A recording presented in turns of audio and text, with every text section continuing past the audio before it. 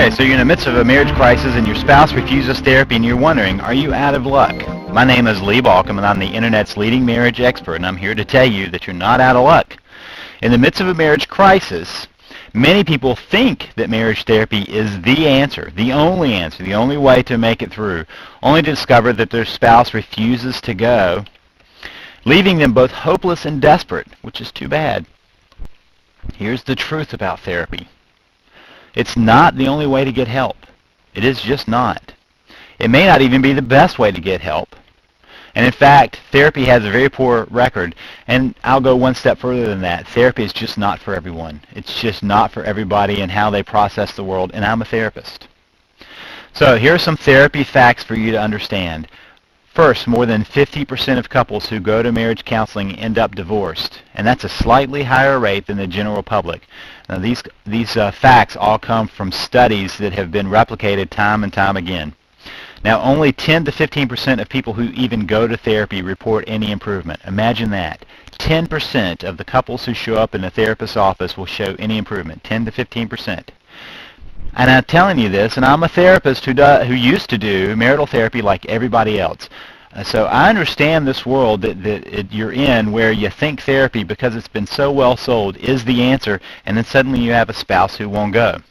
Many people find therapy is just not the way to fix their marriage. Therapy is not for everyone. Particularly men have a hard time with therapy, but some women also have a very hard time with therapy. And then when you force someone to go to therapy, it's usually useless and counterproductive. I don't know how many times I've had somebody dragged into my office, and it's an uphill battle that only causes more resistance to doing anything about therapy. So after you invite someone to go to therapy with you and they refuse, you can't force them. It just won't help. Now, that doesn't mean your spouse has given up. That's a lot of times people say, oh, my spouse won't come to therapy. They don't even want to work on their marriage. That's not the case. That's not always the case. It's rarely the case. Sometimes your spouse just knows that therapy is not the way they want to do it or care to do it. They're just saying that they want a different approach, and there are different approaches out there. Here are some alternatives. Marriage retreats, great opportunities. Weekend retreats, there's some places that even do week-long retreats, just intensive places to deal with the marital issues without it being the two of you with a therapist. It puts you in a larger context, that there may be a therapist or relationship coach or educational folks who can help you understand from kind of an intellectual point on how you need to move forward, and then you do exercises instead of having to deal with the therapist. Excellent way to do it. A marriage workshop, the difference is for marriage workshops, you usually don't go away for them. A retreat, you go somewhere else. Marriage workshops might be held in a local church or a local synagogue or local community center. Somewhere would have a marriage workshop. It doesn't require you to actually leave town. You can go to the seminars. They may be once a week, once a month, once every few days, those kinds of things. Those are excellent ways of doing it. Books on marriage.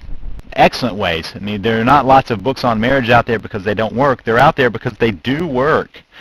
And they are usually useful ways of gaining an outside perspective on what's going on in your marriage.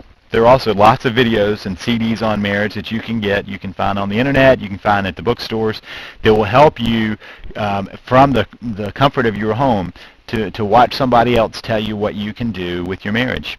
E-books and e-courses on marriage are another way, and I say that as a creator of several e-courses and several e-books on marriage. Sometimes that is the cutting-edge way of getting material out there. If you read a book, it's usually 3 or 4 years old in its thinking.